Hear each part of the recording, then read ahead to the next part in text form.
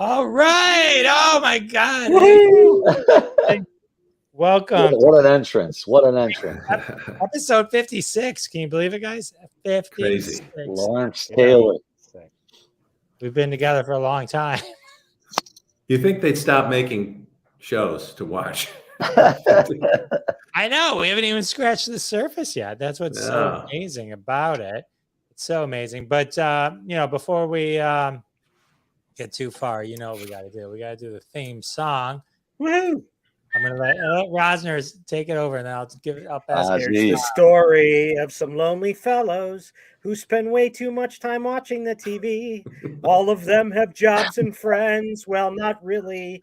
Just between you and me. Take it away, Bob. They made a live show out of their hobby. Every TV watcher's TV watching dream. Jeff, Ron, Sal, and Bob, and there's Howard. They call it Crossing Streams. Sal. And then one day they went live on all the platforms. You could hear the people laugh and shout and scream. Still can't find another word that rhymes with platform. But man, we cross the streams. Together. We cross the streams. We cross the streams. That's the way. That's the way we do it. Here we cross the streams. We never stick the landing. You notice that? Are we meant to? Are we really meant to? Maybe not. Maybe not. Let's see who's around. We got some people. We got Jerry here. What's up? Lee is always up. There's Ron. Lee, what's up, Lee? Good to see you. Lee. Lee's always our number one. And then we got Ron Lippett. Hey, Ron. Ron Lippett couldn't be with us tonight. He's fighting the Rona. He has the Rona. Hope you're well, buddy. Get better soon, man. Send him all our best. And of course, Jason Taylor. What's up, Jason? The Jason Taylor.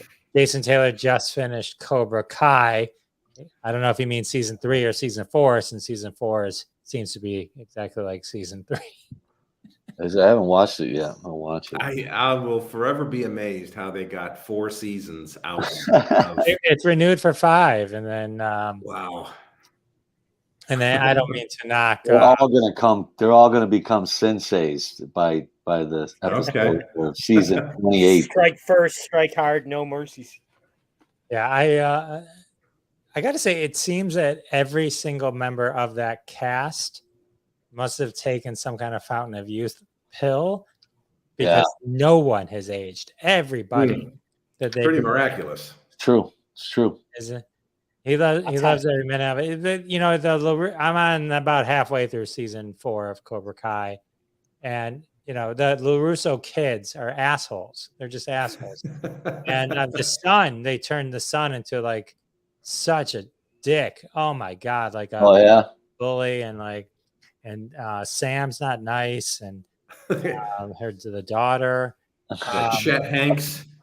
It's like they're bullying the new kid, and he's this little guy, and it's like even like the who's supposed to be the good guys are bullying this new kid, and it's like just because he was wearing the wrong shirt, it's like, oh man, it's gonna morph into the video, the Beat It video of Michael Jackson. It's just gonna morph into that. I don't not like it.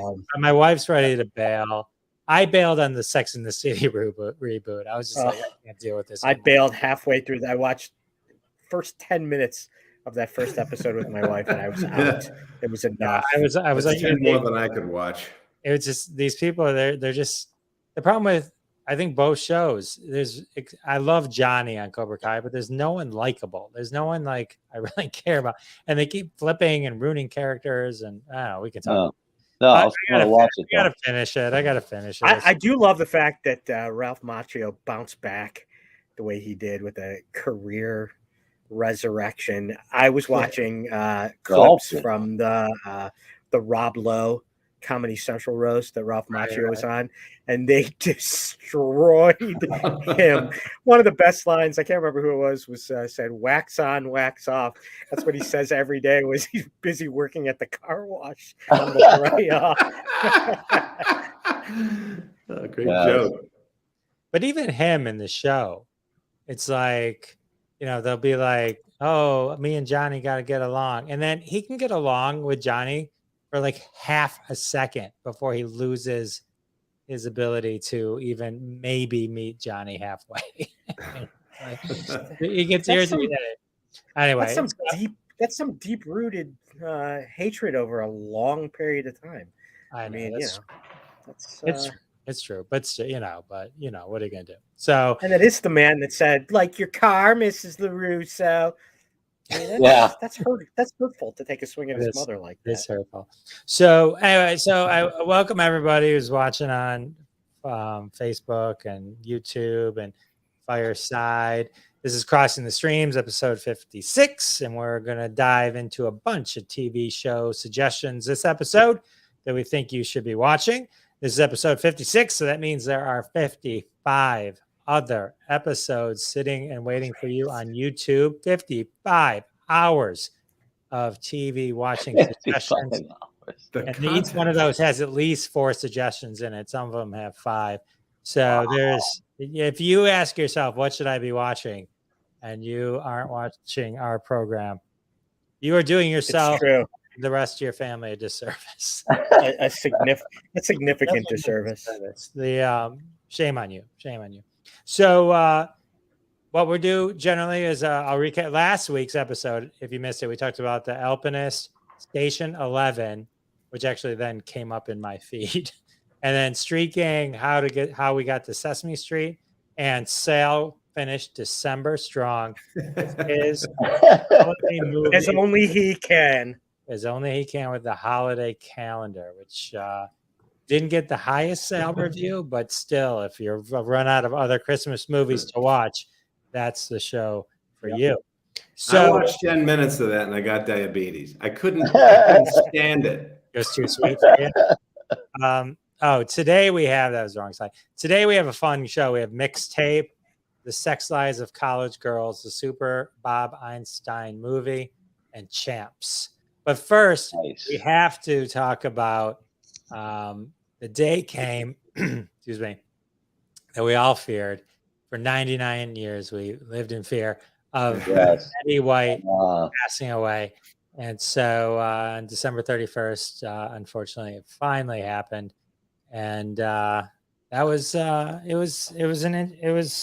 just people are blaming People magazine for putting out that she was already made it to 100.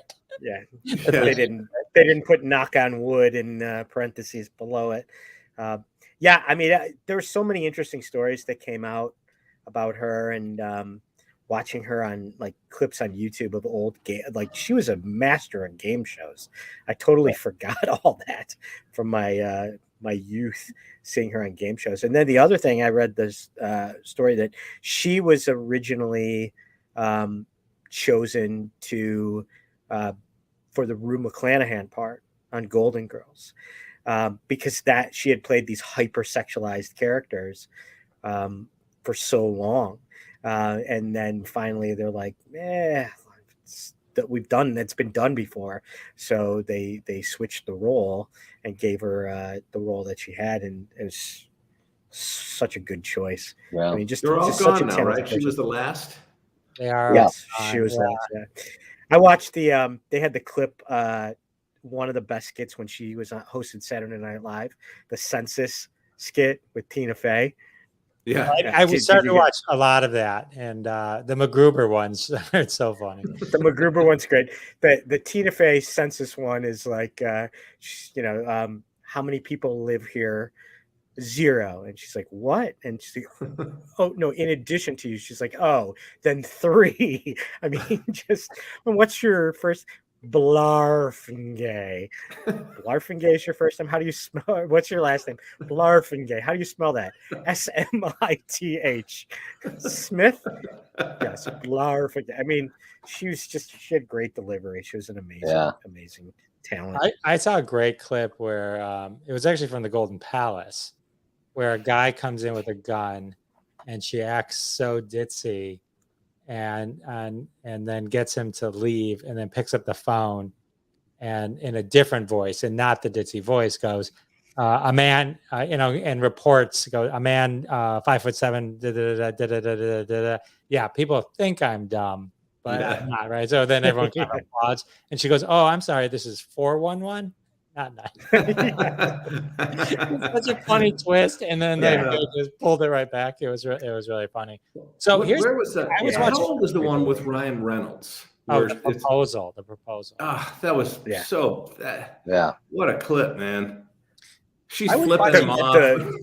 I was watching a Dean Martin roast, roast, 1978, and in 1978 they were making fun of Betty White for being the old person in the room. Yeah, crazy. 78. Wow. Yeah. Holy cow. Pretty crazy, man. The Dean Martin roast. You're like, how was that aired on national television? So boozy, so beautiful. I loved him. Yeah. I mean, brilliant comedy, cutting edge, and everybody was fair game. Not just like you're like, but you couldn't do 90% of the humor they were doing. Especially in those what roasts. Rickles would come off with. Oh God. Yeah. Brilliant. It is funny, like when you anyway. Yeah, it wasn't that long ago. Hey, speaking of shocking comedy, do we have a moment to talk about Patton Oswalt and Dave Chappelle? Yeah, go ahead. What happened? Well, Patton Oswalt's in trouble with the LGBTQ community now because he has a picture. There was a picture of him, with his arm around Chappelle, saying how he loved him and they've been friends since they were kids, and and of course the community got on him and said, well, wait a minute, don't you know what he's saying? And instead of just saying, hey, but he's my friend, I can't change others' opinions, I still love him, he completely caved, just completely, I saw that, Bob, but I didn't think he did. I think he kowtowed a little. What did he cave to? What did he say? I couldn't take it, Howard. He was, Oswald's whole act is about, saying taboo things in a funny way. And to me, his spine just fell out of his ass. Yeah, a little, I'll give you. But he did say, look, he's been my friend since we were teenagers. And it was a little trite, but he did say that we're all works in progress. And, there's no secret. I've been a huge supporter of the LGBTQ and trans community. And I'm a huge supporter of the community. And I can work to help educate him. That was the part.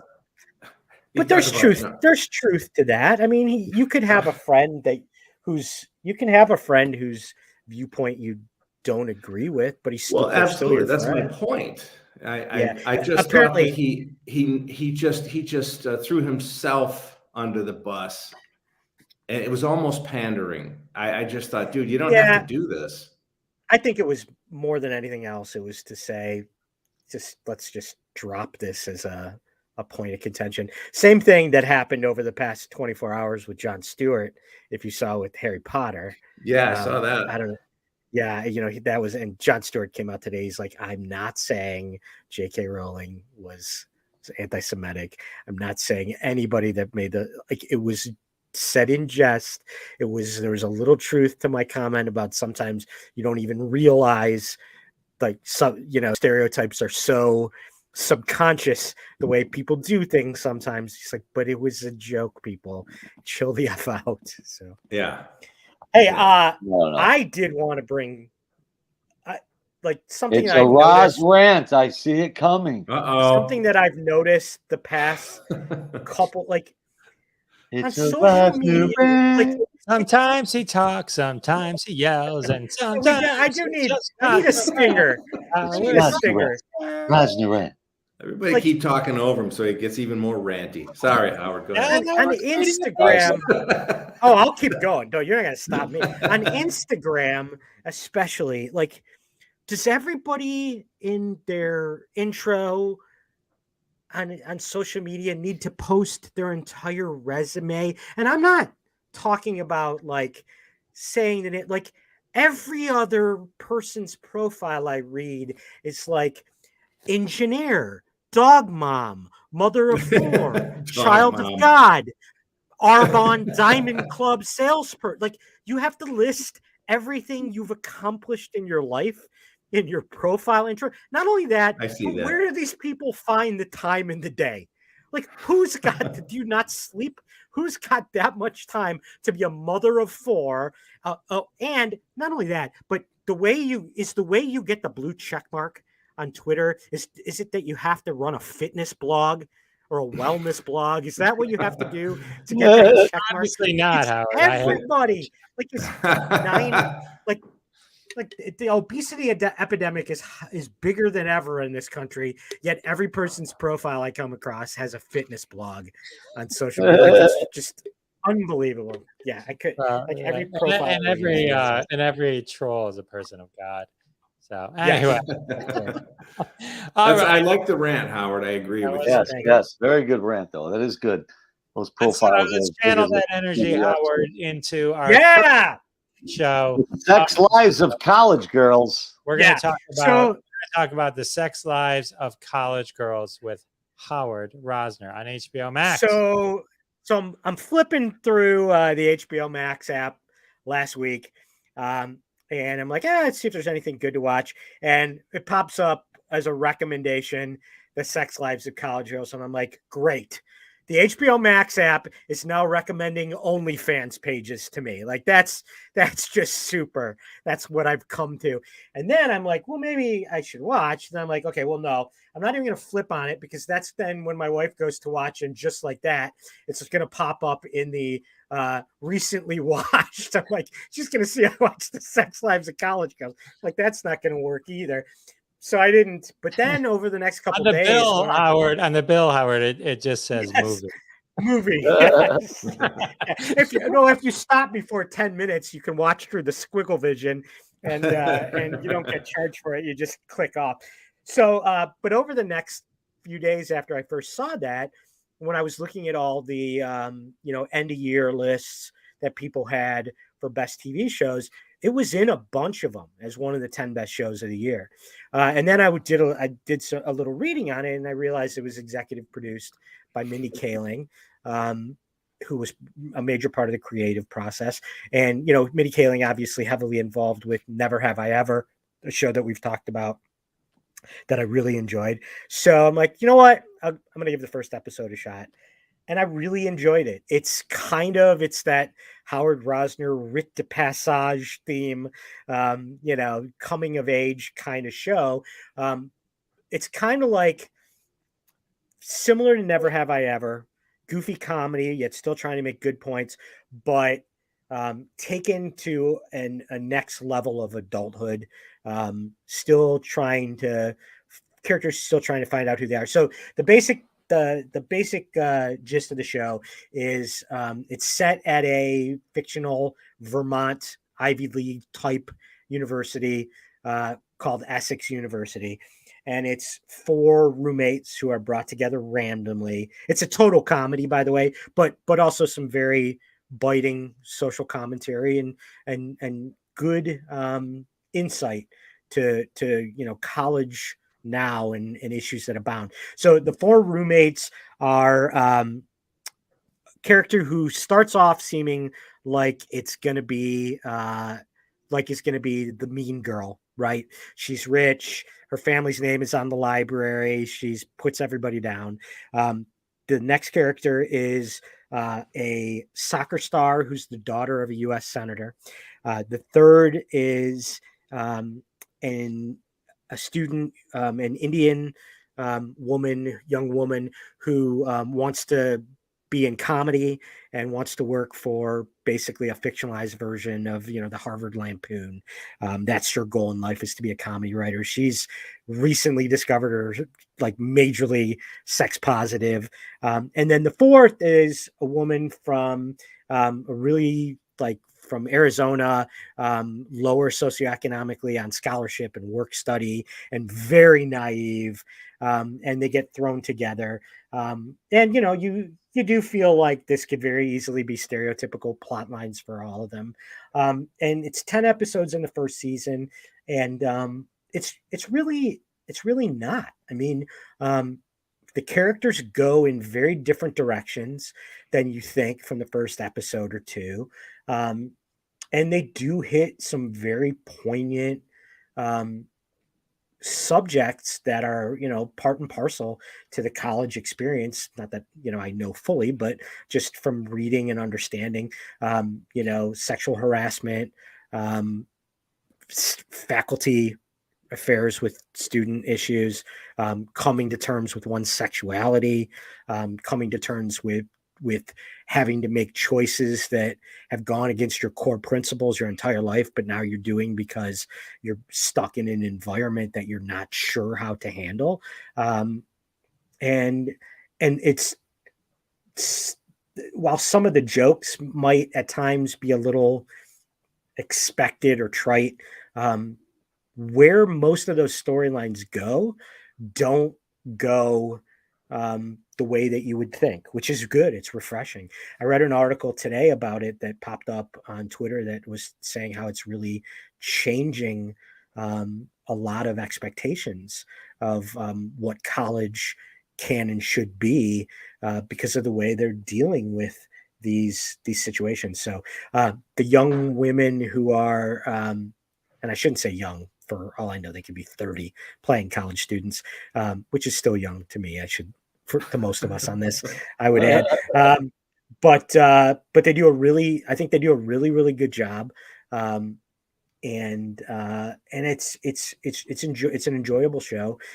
Like I said, it's entertaining. It's pretty funny, but yet it's also it's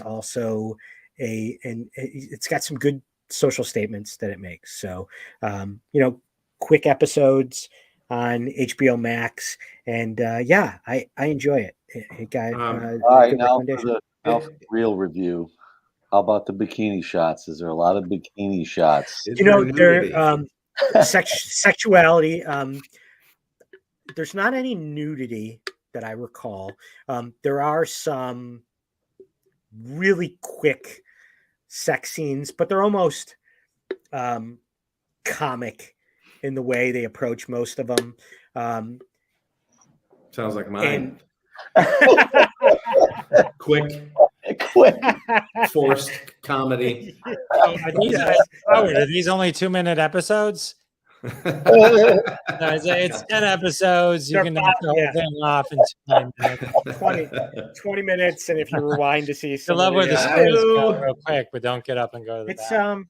It's a good show. I mean, I like it. Again, it's kind of in that Never Have I Ever vein of characters that characters study, and it's kind of got that. You could kind of tell if you'd watch Never Have I Ever that the way they approach some of the characters and the way the storylines intersect, that it's kind of got some of that Mindy Kaling feel to it from a creative behind the scenes process. But again, a much more mature version of that. But it's good. I enjoyed it. They've already approved a second season, and I'm excited to see the second season. So I watched it in like a day. Review, Howard. I'm a big fan of Mindy Kaling's work. I think she's really, really, really good. Agreed. That, man. Looks good. Hey, by the way, one real quick note, separate on a show that previously we had watched, The White Lotus. Just saw today that they've greenlit and announced the first cast member for the second season. It's going to be Michael Imperioli.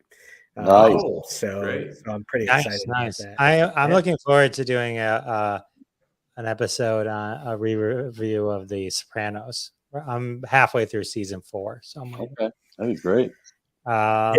All right, that was awesome, Howard. Let's move on. I think it's time for Sal to shine with Mixtape. Mixtape about making mixtapes around Christmas. Yes, it was recommended to me, and I think Netflix is listening because I was on the phone with you, Bob, when we were talking about that Kenny Loggins song. because we couldn't think of what movie that was from. So I don't know. Maybe Netflix is listening to me, and then they threw mixtape up on front of my face, and I'm like, you know what? I read what it was about. I'm like, I'll see what this is all about. The setting takes place in 1999 in Spokane, Washington. It's the last couple months of the year, so it's that Y2K kind of thing was going around in the news and in people's lives. So if you all remember what that was like, that's kind of where the movie takes place in. It's about this girl named Beverly, who's played by Gemma Brooke Allen. She's a wonderful little actress. She's about 13, 14 years old in this movie. I don't know what she really is, but she's a really good actress just to start things off with. And she plays a girl that lost her mom, and she never really got to know her mom. And her mom is played by Julie Bowen. She's been in a lot of stuff. And she plays her grandmother. She plays her grandmother. I'm sorry. And she looks really young to be a grandmother. What else was she in? Modern Family. She was also Adam Sandler. Oh, that's right. Yeah, I don't watch that show. Now I know her. Yeah. And Happy Correct. Yeah. Oh, yes, yeah. She looked very recognizable when I obviously saw her, so I looked her up as well. But she plays her grandmother who's raising her, and they don't really have like a good relationship. The movie starts out where this Beverly wants to talk about her mom and get to know her mom because she never got to know her, and the grandmother just shies away when she wants to talk about her daughter. She just clams up. So Beverly is kind of going through life not knowing about her mom, and it bums her out.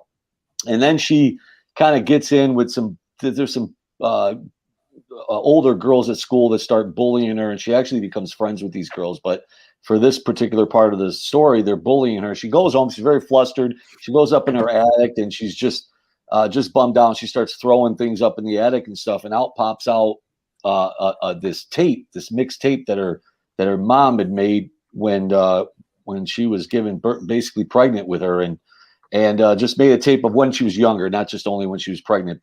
And this just energized Beverly, and she's just, oh my God, I gotta. So she puts the cassette in a cassette player that was in an old box, which I cracked up. She puts it in there and tries to play it, and I'm like, okay, the batteries wouldn't last 30 years there, Beverly.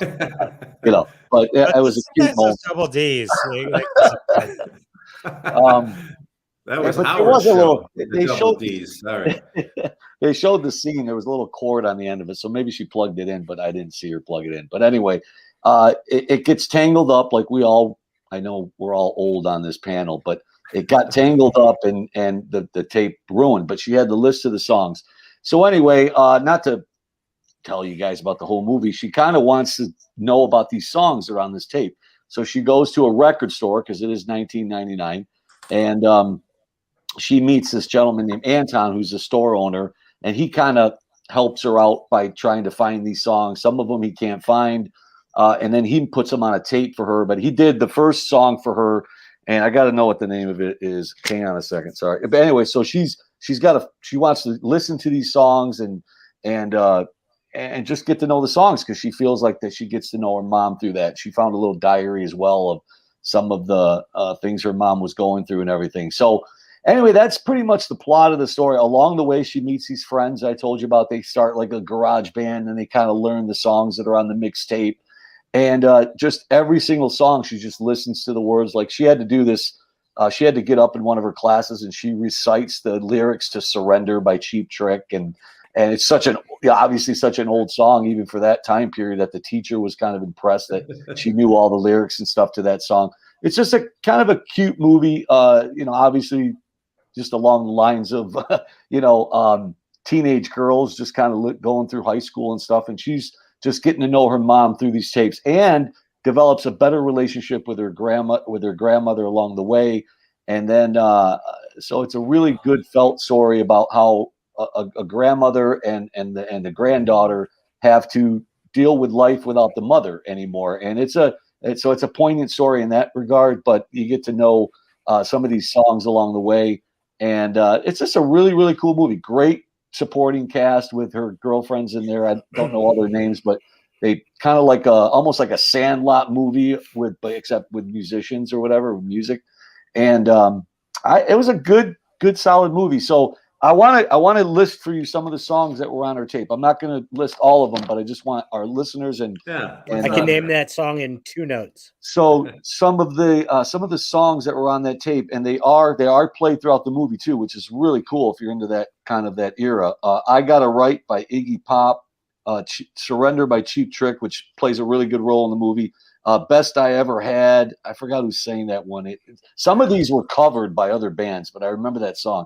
Teacher's Pet was sung by The Quick. I Want Candy, Bow Wow Wow. I don't know if you guys Wow, yeah. Fly Away by Lenny Kravitz. Better Things by the Kinks. There was a really good kind of letter about that song. That's a good mixtape. Yeah, and Dancing in the Moonlight is the very, very last song. And Gemma, who's is Beverly, sings the song herself. I read it, I Googled it, and she actually sang that song with the her bandmates there, and she actually really did sing that song at the end of the movie. It's a really, really cute movie. I give it 4 tomato sauce jars. I really enjoyed it. It's a funny movie. And with that said, I would like to ask our panel here, because you're all about my age. I'll start with Bob, because I know for sure you had a mixtape there, buddy. Just a couple songs, man. What was on your mixtape? And we'll go around the circle. I'm going to say Lionel Richie was on mine. Bruce Springsteen. I kind of was more of a top 40 kind of guy. But go ahead, Bob. What was on your mixtape? I would during the time I would have made a mixtape for somebody. I would be the Ramones and Warren Zevon, Elton John. I thought you were going to some say Cheap Trick. Dinosaurs screeching. Pterodactyls making noises. What about you, Jeff? You're a bad man for that. I want you to know that it took me a moment to get that, and in that moment, I went, "He's making an old joke about me." I can honestly remember sitting there with my jam box that had 2 tape, 2 cassettes, because I was from high school. And alone, I'm sure. Alone, of course. But go ahead. Waiting for I hate that you said alone and knowing what I'm about to say. Waiting for Beat It or any Weird Al song to come on the radio so I could record it. Because what people don't understand is to hear something back then, you had to actually hear it. You had to be listening at the time. But what about you? We had Jeff and I had a very close fraternity brother of ours, who unfortunately passed away a few months ago, who was the absolute king of music and mixtapes. And I still have, I have like on Spotify, I have just a general playlist of songs I like that I just add to all the time. That's not, a specific artist or album or something like that. And there's so many songs that I never had, like, I'm just looking at, there's like 3 here, like Solar Sex Panel by Little Village, who is an incredible band. Thing of Beauty by Hot House Flowers. Hold On, I'm Coming, Sam and Dave. Like, he was the king of the mixtape, and always, like, he was from Chicago. I have one here that was called A Dying Cubs Fan's Last Request, that I remember the first time I listened to it on a mixtape he played. Like, he was the king of the mixtape. My mixtapes that I made always include, I've been a fan of Rush since I was 10. And then, like, later in my high school years, I was big into a lot of British new wave invasion bands, like General Public. Yeah, I love General Public. Yeah, I was just going to say that. Ultravox, Big Country, were bands like that I was huge fans of. So those were always on my mixtapes. Yeah. Good choice, man. Good mixtape. I just want to say, Sal, this is one of the reasons we're friends. You have such a sunny disposition that, like, these movies, I probably couldn't get through 20 minutes of them. Oh, I love I know. And I love you. I love that about you. It cracks me up because I'm drawn to this dark shit. Yeah, I'll do some of that sometimes too, and I like the sports documentaries, but I'm not into the Spider. I know you guys love Spider-Man and all that stuff. I don't get into those movies. I don't know why. I found some trivia on your movie, Sal. It said Sarah Jessica Parker back in 2012. This movie was made in 2021. in 2012, Sarah Jessica Parker was supposed to be Julie Bowen's role. At that time, it was an aunt. I don't know if they changed it. Okay. Wow. Yeah. No, it's a nice little movie, man. It was very well done. I didn't realize it was that new. It just came out in December of 2021. So, all right. Well, I'm going to go next. I hate to break the pattern of movies and TV shows about young girls, but but I'm going to. So, what are you doing? So I am going to review the Super Bob Einstein movie. So growing up, I was a big fan of Bob Einstein, and he is Super Dave Osborne. A lot of people know him as Super Dave Osborne, which is a character that he created, I think originally on the Bizarre show on Showtime, which he helped create, which actually was the first show ever on one series, of those series ever created for a paid channel. Yeah. Correct. Oh, Bob Einstein is a hilarious comedian, but just to give you an idea what this movie is, the Super Bob Einstein movie. Bob Einstein died in 2019, 76 years old, of cancer. So this movie is like, I would say, a love letter to him from his friends, just kind of honoring him. It's a tribute. It's, if you died, this is what you would want everyone you know to get together and put together in one way or another. Like, this is what that is. It's a documentary eulogy. It really is. But it's not sad. It's not about his life getting cut short. It's not about any of those things. It's people remembering him and telling stories. And he's in it a lot too, from footage. And he's great. It was just great. He was so it's really interesting. His entire style, which I love, is very deadpan. He's a deadpan guy who never broke, and he would just maintain the character the entire time, which was the beauty and the hilarity of it. Sarah Silverman kind of described it as, most people have a straight man and a what's it called? What's the opposite of a straight man? He was his own straight man to bounce jokes off of. Yeah, but he was his own straight man, but he was two straight men, and usually it's just one.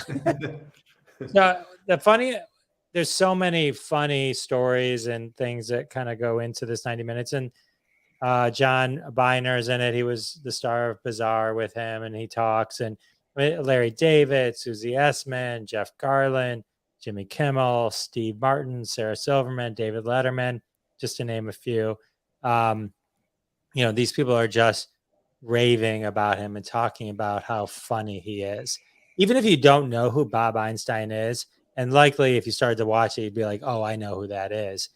It's worth it to watch it, because you'll definitely go, oh, either I need to rewatch a lot of this stuff or I need to discover a lot of this stuff. He's also most recently, I think, known as Marty Funkhauser on Curb Your Enthusiasm, which I'll let Howard talk a little bit about, but he has been on that for seasons 4 through 9. But here's a guy that just went on a show, did a bit, like a deadpan bit. I think it was Tommy Smothers that was watching. Tommy Smothers is watching, finds it to be the most hilarious thing ever, hires him to write for the Smothers Brothers. He becomes, I think first it was the Glenn Campbell show, which became the Smothers Brothers show. And then he becomes Steve Martin's writing partner. Like, for years, they were inseparable. Steve Martin talks about it. But I mean, he was part of this Rob Reiner crew. That writer's room was crazy. Insane writer's room. Carl Gottlieb, who actually was on my podcast, but went on to write The Jerk with Steve Martin and the screenwriter for Jaws. But I mean, there's just so much hilarity in this room. It's just insane. So I'm just going to tell one story from the thing, because I think it's one of the, to me, I think it's so funny and I think it's indicative. So I'm not going to tell it well. So you'll go watch the movie after. and you'll hear him do it, and it's much better. But Jimmy Kimmel's telling the story where he's Bob Einstein is on the Man Show with Adam Carolla and Jimmy Kimmel, and Bob Einstein's father was a very famous comedian of his time. And actually, he was known, and he had this character, Parkiarchus. I don't know if I said it right, but it was a character that he did, which kind of, I think, molded Bob Einstein, who later, became very synonymous with Super Dave Osborne, like creating a character where you could be you, but you're this character, a different person. So his father was doing a roast of Lucy and Desi Arnaz and died like right after, like dropped dead right after it. And so you had to be pretty big to be at that, the Lucy Arnaz thing. So he dies right after. So flash forward, Bob Einstein's on the Man Show, and they're doing this shots. They're all doing these shots. They're playing some kind of game. And Adam Carolla goes, well, at least your father died doing something he loved. Bob Einstein goes, that is the stupidest thing I've ever heard. And then Adam Carolla kind of tries to back out of it. And he goes, that is the stupidest. What is your, and Bob Einstein says to Adam, what does your father love to do? He goes, what is your father?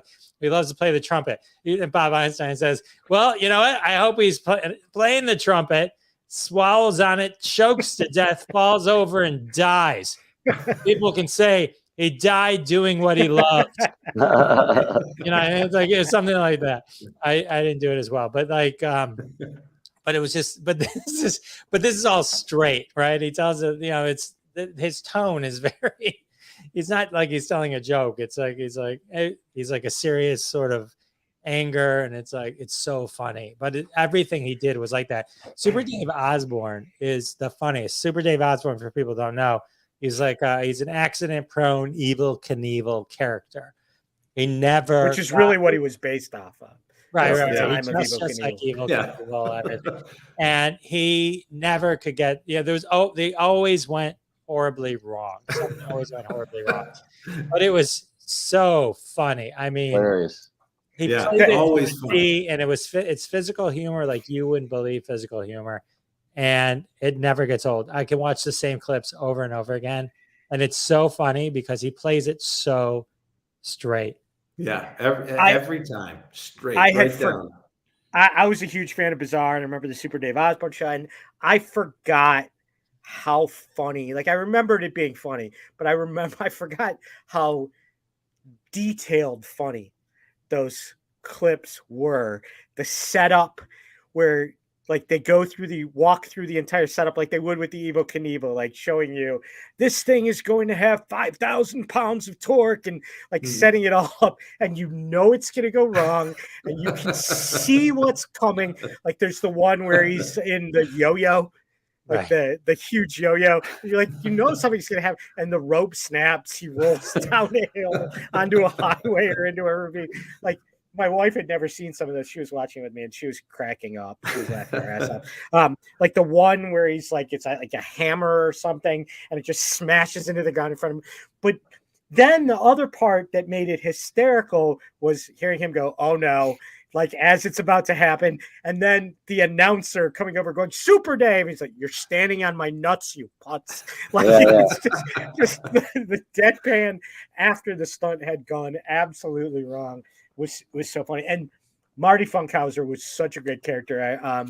There were just the one they talk about was the famous one where he with Jerry Seinfeld, where he meets Larry introduces him to Jerry Seinfeld, and he does I won't do the joke, but it's a hysterical off-color joke.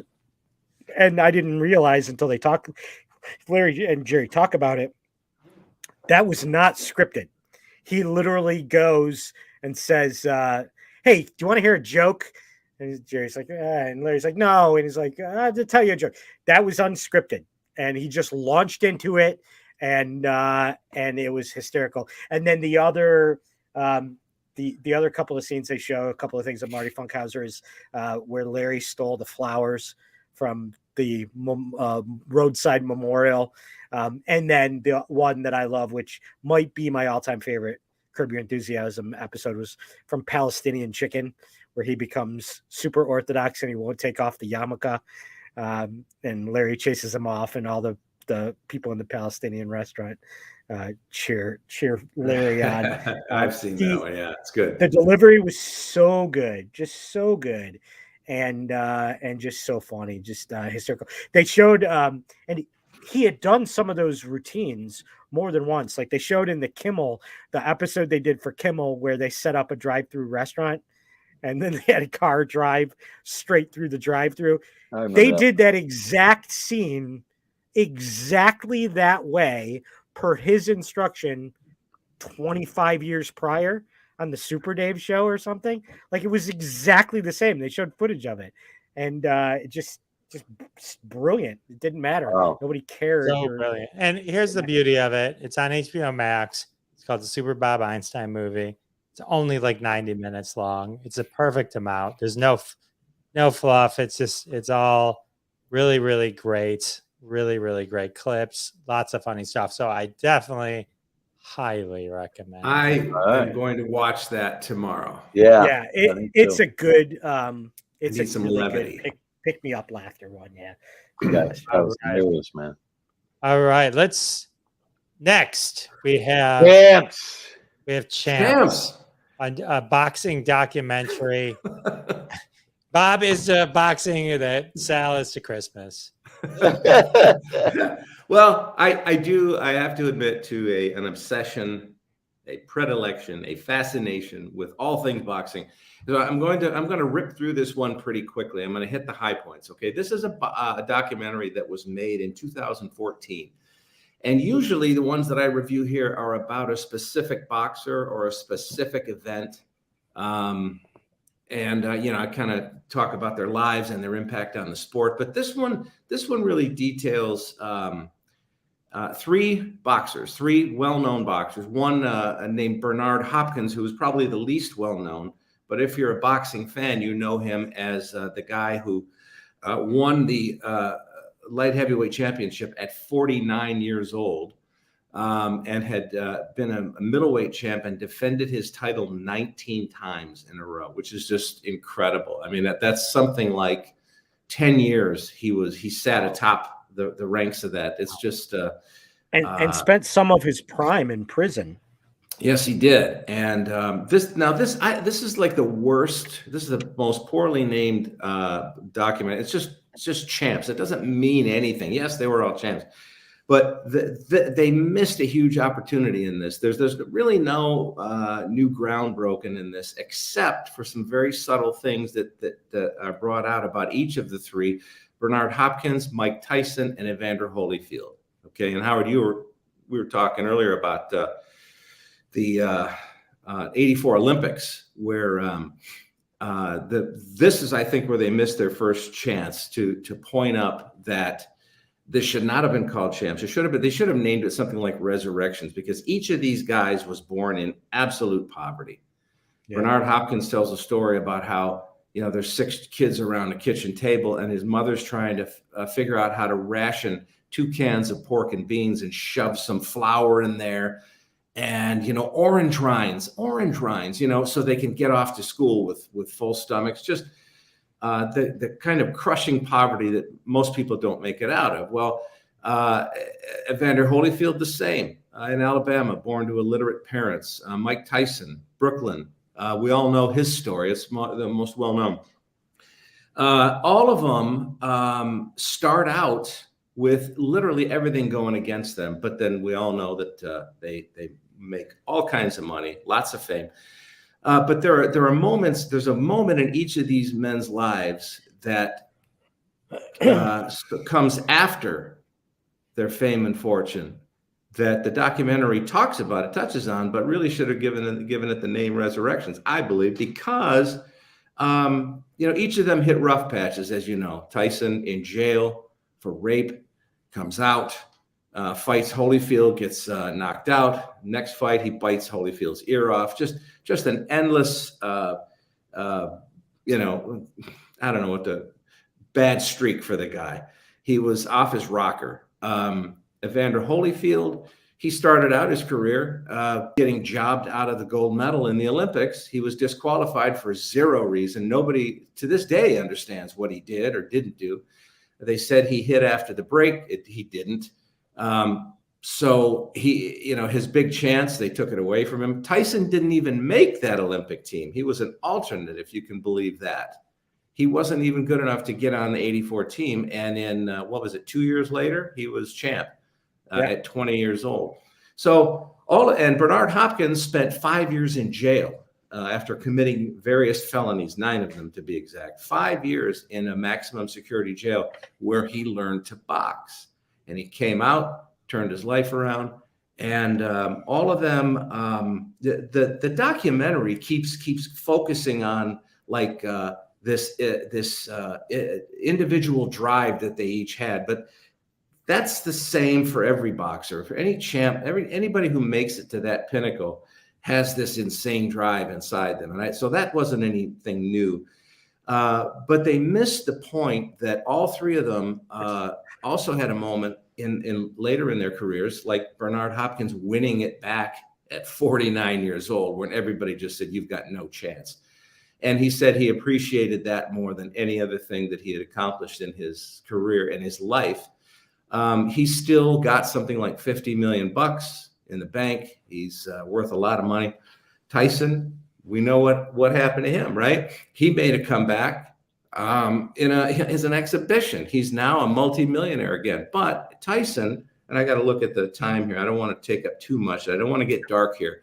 But and I'm going to save Tyson's for last. Evander had his epiphany and his sort of resurrection after losing everything several years ago, after being asked to help with the Syrian refugee crisis. And that's a little known thing about him. He's a devout Christian, really good guy, terrible with money. Oh my God. He made $200 million in the ring and he has nothing. You know, I mean, he's just this shy of a greeter at Caesar's Palace, you know? Wow. But he says he doesn't care. He just doesn't care. He's just, I have leading a very fulfilled life. I have children. I've got a lot of things that are more interesting to me than fighting. Bernard, as I said, hit that 49-year-old championship. And Tyson, this is something I knew a little about it, but I didn't know how it affected him until I watched this. This may be the most poignant scene I've ever seen in any documentary, certainly in a boxing documentary. He chokes up a couple of times, and the camera zooms in on him, and he's talking about how he hated himself. He hated the fact that he'd blown all his money and hurt people. Physically and mentally, let everybody down, on and on and on. Shows him looking out over the skyline of Vegas one night saying, you know, he goes, I look at this view and I think of all the drugs I did and all the women I had sex with and all the time I wasted. He says, I never think of all the fights I had here and all the, you know, the belts I won and the glory. He says, I don't care. And they said, what woke you up? And so this is 2014, and I believe his 4-year-old daughter had died maybe a year prior, and they don't say how. It was an accident in the home, and he and his wife rushed her to the hospital, and she died there.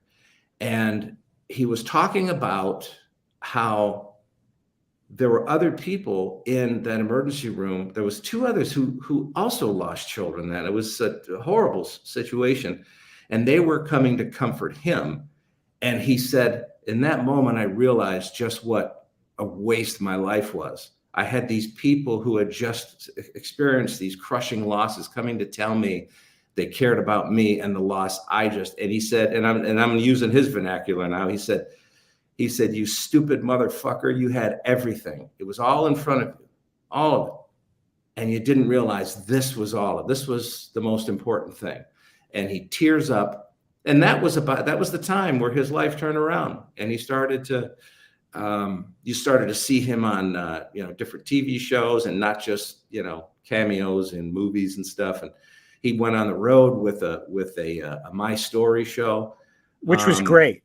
Yeah, which it was good. The one man show was so good, extremely entertaining. Yeah. And so I was so moved by that, because if there was any one guy who I never thought would hit a part in his life where he said, oh my God, look what I've done. Look what I haven't done. And I'm right here, right now. I'm going to change things around. And he did. And Holyfield did. Not that Holyfield was out drinking and drugging all the time, but he just had this epiphany about what was really important. He didn't care about the money, just didn't care at all. Hopkins is now helping young fighters not lose all their money. He's, showing them, he's trying to get a union together. He's trying to show them how to lead their life once they, make some money. So it was a real interesting, for me anyway, take on 3 different guys from 3 different parts of the country that had a lot of commonalities, but a lot of differences. And all 3 started out in the worst circumstances, hit some really, unbelievable highs, staggering lows. And then now we're just kind of sailing. They just found peace. I guess that was what's so intriguing to me. Bob, I love when you talk about these shows. I love your passion. I really do. I mean, there's a lot about it. Yeah, it's wonderful. And I love Howard's commentary too, because I know he knows a lot about sports also. Yeah. Anyway, that's awesome. That was really great. Well, thank you. Good job, Bobby. So that's it. That's the end of episode 56. I can't believe it. I did 56 episodes. Jerry pointing out, we right near the end of the show there in our comments section had our first ever stripper bot make an appearance. Look at that. Don't forget to check out loveface.xyz without clothes. Wow. Sexlinesofcollegegirls.com Detroit for 10% off. So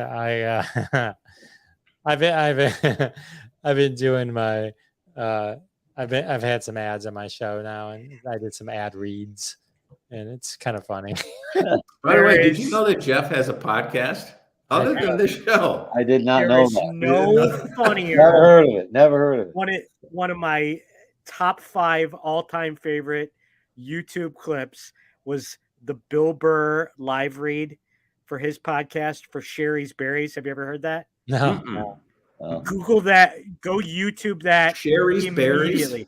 I will. He was doing a live read for Sherry's Berries around like Valentine's Day, and could not keep a straight face, was losing it, and like at one point in time he's like, what the fuck are we doing here? And just in that thick Boston accent, it is a hysterical clip. Jeff and you guys with doing the podcast, YouTube that immediately. Sherry's Berries. I will. I'm gonna find it right now. Check out all our podcasts, the Sal and Bob Show, and of course, live from Detroit, the Jeff Dwoskin Show. Great podcast, found wherever podcasts can be found. And of course, you can find us all here every Wednesday, 9:30 p.m. Eastern Time. Bob, say goodnight. Good night, everybody. You can see me next week at the Funniest Funny Comedy Club in Lansing, Michigan, January 12th through the 15th, and January 20th at our monthly show at Genetti's Hole in the Wall Theater with my partner, Sal D'Amelio. La, la, la. Say goodnight, Sal. Well, good night, everybody. You can check me out this weekend, actually, in Bay City at the Theater of Bay City up there, the Dow Event Center on Friday, January 14th. And Eddie's on Thursday, January 20th with Bob Phillips. SalDeMiller.com. Happy New Year, everybody. Hey. Happy New Year. Hey, good night, Howard. Good night, Howard. I'll be on my couch. My dog's Ned Master will be opening for me. 2 shows nightly. And, I look forward to seeing everybody next week.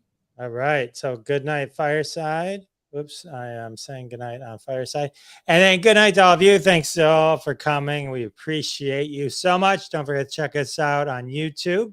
We now have 56 hours, and we'll see you next time. And that has been another episode of Crossing the Streams. Join us every Wednesday at 9:30 p.m. Eastern Time, live on Facebook and YouTube. Follow The Jeff DeWaskin Show on YouTube to be alerted every time we go live with your hosts, Jeff DeWaskin, Ron Lippett, Howard Rosner, Bob Phillips, Sal D'Amelio. We're all in the socials. Follow us. Listen to our podcasts. Live from Detroit, The Jeff DeWaskin Show, The Sal and Bob Show. Check them all out. And we'll see you next week and every week when we cross more streams right here. See you then.